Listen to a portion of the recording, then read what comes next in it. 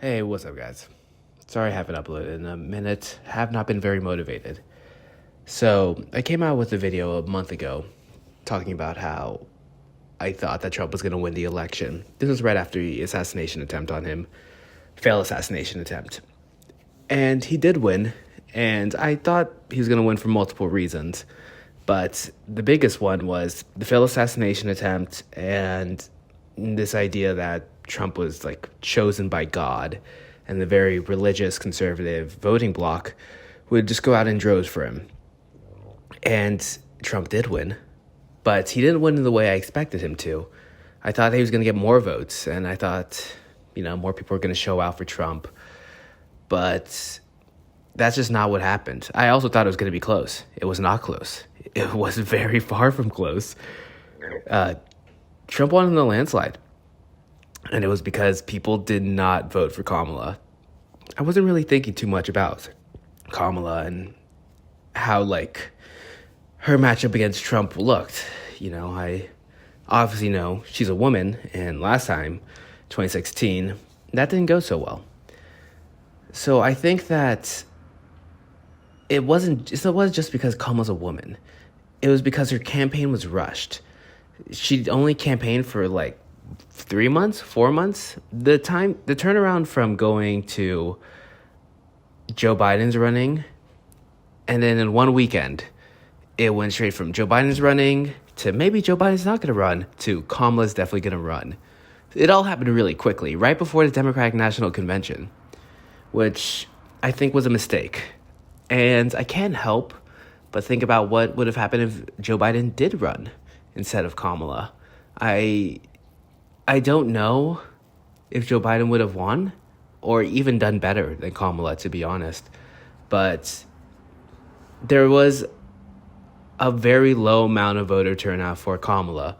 And you can only imagine it's because she had a rush campaign.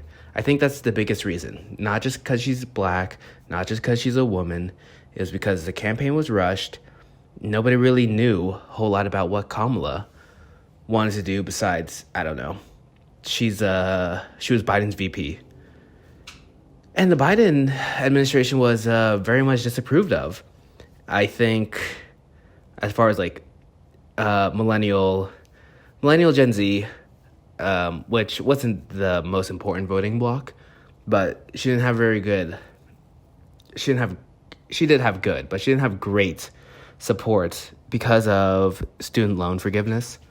I think that was the biggest one, that people, this age group includes me, that was one of the things that I said I wasn't going to vote Joe Biden for because he didn't actually follow through on his promise to cancel out at least some amount of student loans. Any.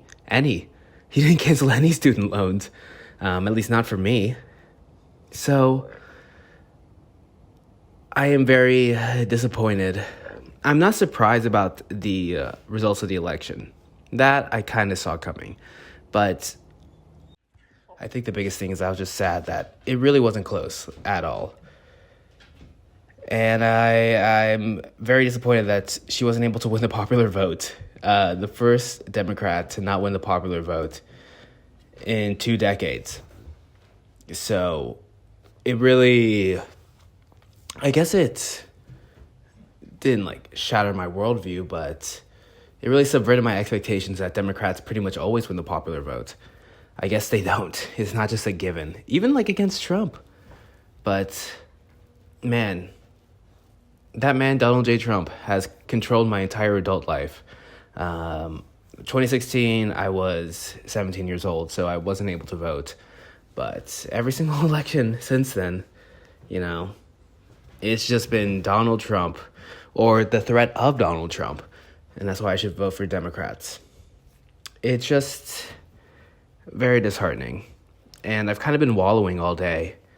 I also just wasn't really in a good mood leading up to the election either. I was kind of just waiting for it to happen. But now that I've had time to really reflect on it. I feel really, really bad. On the actual election night, I had class all night. I had class all morning, so at least I was busy. But now I'm just sitting here wallowing, stewing. But it is what it is. Also, on like the state level, there were some pretty bad election results. California voted against like slavery. Then they voted for slavery. If you don't know, California has prisoners fight wildfires, and on the ballot was a proposition to reverse that, not to use prison labor, or at least fairly compensate them. To be honest, I didn't really understand the proposition. I just know that anything in favor for the inmates that are locked up, fighting fires, it's terrible. And then there was also rent control that was denied. It was pretty bad.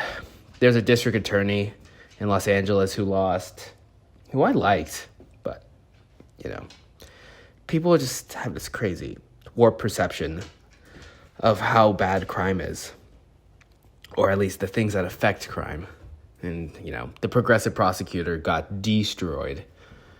You know, there are a bunch of, Los Angeles, they're voting for an $18 minimum wage, I think. $18 minimum wage in Los Angeles, that was voted against. So I think that actually was on California proposition. So there was like a lot of bad results for me, not just federally, but also on the California side. It was very disappointing. A very disappointing night for sure. A lot of the propositions I supported did not get passed. So that's kind of it. It was a really bad election night.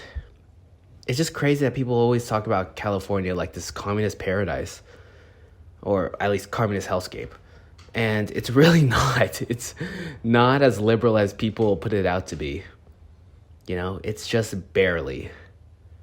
You know, it's very conservative in a lot of ways. God. Well, I'm going to go keep on wallowing. This is me bench pressing. Now's my workout. I did a little pyramid. You know, I added 10 pounds to the bar. I guess I added 20 pounds to the bar each set. And I tried to do 10 reps on all of them.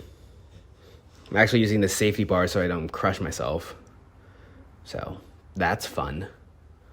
All right, bye.